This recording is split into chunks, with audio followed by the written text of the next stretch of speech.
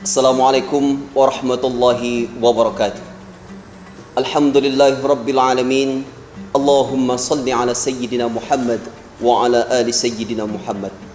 Para pemirsa yang dirahmati Allah subhanahu wa ta'ala, puji syukur kita kehadirat Allah subhanahu wa ta'ala, Tuhan yang maha rahman. Karena pada bulan yang penuh berkah ini Allah masih memberikan rahmatnya, Allah masih memberikan nikmatnya, sehingga kita dapat berjumpa kembali pada bulan Ramadan tahun ini. Salawat dan salam tentunya tidak pernah kita lupakan untuk terus kita kirimkan kepada junjungan kita Nabi besar Muhammad sallallahu alaihi wasallam dengan lafaz Allahumma salli ala sayyidina Muhammad wa ala ali sayyidina Muhammad. Para pendengar yang dirahmati Allah subhanahu wa ta'ala, pada kesempatan yang berbahagia ini kita akan membicarakan tentang makna dari kata Ramadan itu sendiri. Sebagaimana kita ketahui, bulan Ramadan adalah bulan yang penuh keberkahan, bulan yang penuh kemuliaan, yang mana makna daripada setiap kata Ramadan mewakili daripada keistimewaan bulan Ramadan itu sendiri.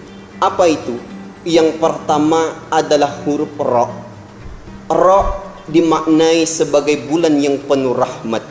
Sebagaimana kita ketahui, bulan Ramadan adalah bulan yang penuh rahmat, di mana di bulan Ramadan kita diberikan nikmat yang sangat luar biasa oleh Allah subhanahu wa ta'ala. Begitu banyak kita saling membantu satu sama lain, itu terjadi di bulan Ramadan. Kita kenal dengan namanya zakat fitrah, untuk memberikan sesuatu kepada orang yang membutuhkan, juga terjadi di bulan Ramadan. Bulan Ramadan bulan yang penuh rahmat, yang mana di bulan-bulan lain kemungkinan kita jarang sekali ketemu dengan makanan-makanan yang enak. Tetapi atas berkahnya, rahmatnya Allah subhanahu wa ta'ala, di bulan Ramadan kita ketemu dengan makanan yang insya Allah makanan itu menjadi barakah, dan kita ketemukan di bulan Ramadan ini. Setelah bulan Ramadan itu diawali dengan huruf Ra, adalah huruf Mim. Ma maknahu Mim? Mim dimaknai keistimewaan bulan Ramadan sebagai bulan maghfirah. Apa itu bulan maghfirah? Adalah bulan ampunan. Rugi kalau seseorang ketemu di bulan Ramadan tetapi ia tidak dapat ampunan daripada Allah subhanahu wa ta'ala. Maka bulan Ramadan juga disebut dengan namanya Syahrul Maghfirah, artinya bulan ampunan. Maka daripada itu, sebelum kita mendapat ampunan daripada Allah subhanahu wa ta'ala, ampunan apa yang perlu kita lakukan pertama kali? Yang pertama, bagi seorang anak yang masih bertemu dengan ayah dan ibundanya, maka sebelum datang bulan Ramadan, sebelum terlambat, maka minta ampunlah kepada mereka, mohon ridhonya dalam menjalani hidup dan kehidupan ini, karena ridho kedua orang tua akan mengantarkan kesuksesan kita di dunia dan di akhirat nanti. Mumpung mereka masih ada, bersimpuhlah di hadapan mereka, mohon maaflah kepada mereka atas segala kesalahan dan kekhilafan yang pernah kita lakukan kepada kedua orang tua kita. Tidak akan mampu kita membalas jasa kedua orang tua kita, tidak akan mampu kita membalas setetes keringat daripada ayah ibunda kita. Karena apa? Walaupun lautan menjadi tintanya untuk kita mencatat apa yang diberikan nikmat Allah kepada kedua orang tua kita yang telah diberikan kepada kita, niscaya kita tidak akan dapat membalasnya. Walaupun emas kita haturkan kepada mereka, intan mutiara kita berikan, persembahkan kepada kedua orang tua kita, niscaya kita tidak akan dapat membalasnya. Maka mumpung mereka masih ada, mohon maaflah kepada kedua orang tua kita.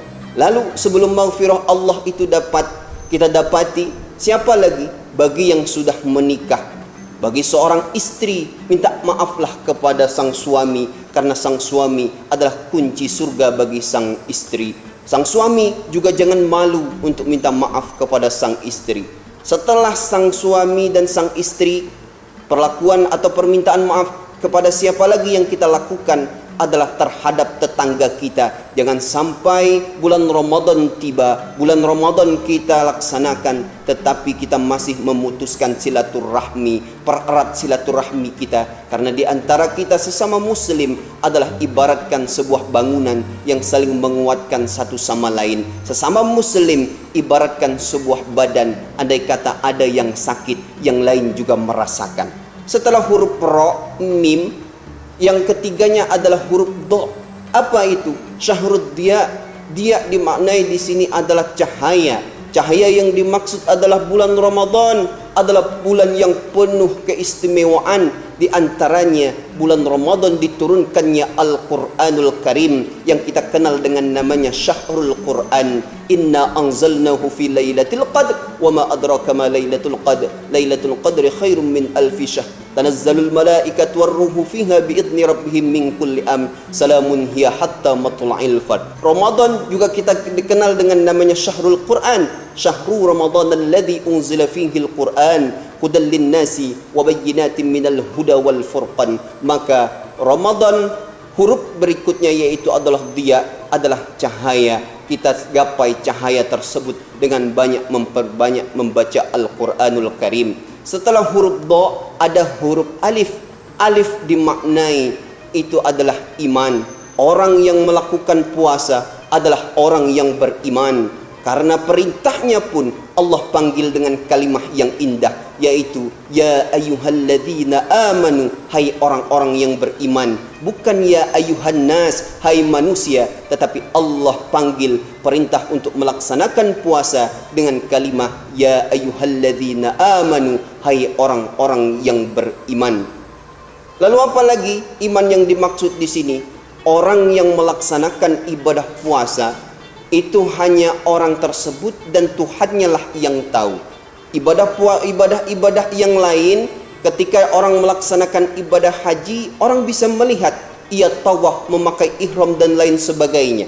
Ketika orang menyelenggarakan ibadah yang lain seperti zakat, minimal amil zakat tahu bahwa dia berzakat. Tetapi ibadah puasa hanya dirinya dan Tuhan saja yang tahu.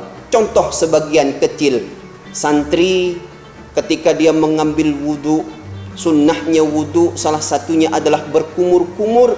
Namun andai kata dia melakukan ibadah puasa itu tidak berdasarkan dengan iman, kumur-kumurnya disunnahkan 3 kali, hanya 1 kali yang keluar, yang 2 kalinya hilang ditelan. Siapa yang tahu? Yang membatalkan puasa hanya dirinya dan Allah Subhanahu wa ta'ala saja yang tahu.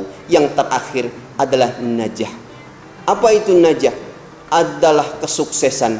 Orang yang berpuasa dengan baik, dia akan sukses. Sukses bukan hanya sekedar di dunia, tapi juga sukses nanti di akhirat sana. Karena orang yang melaksanakan ibadah puasa dengan baik dan benar, Allah Subhanahu wa ta'ala mengganjar dirinya dengan sebuah pintu surga yang bernama Ar-Rayyan. Mudah-mudahan kita semuanya termasuk orang-orang yang dapat menyelenggarakan ibadah puasa ini dengan sebaik mungkin. Dan mudah-mudahan Allah Subhanahu wa ta'ala memberikan kesehatan kepada kita semuanya, lahir maupun batin, sehingga kita dapat melaksanakan ibadah puasa dan sesuai dengan kalimat ayat terakhirnya, la'allakum tattaqun, mendapat predikat takwa. Demikian, assalamualaikum warahmatullahi wabarakatuh.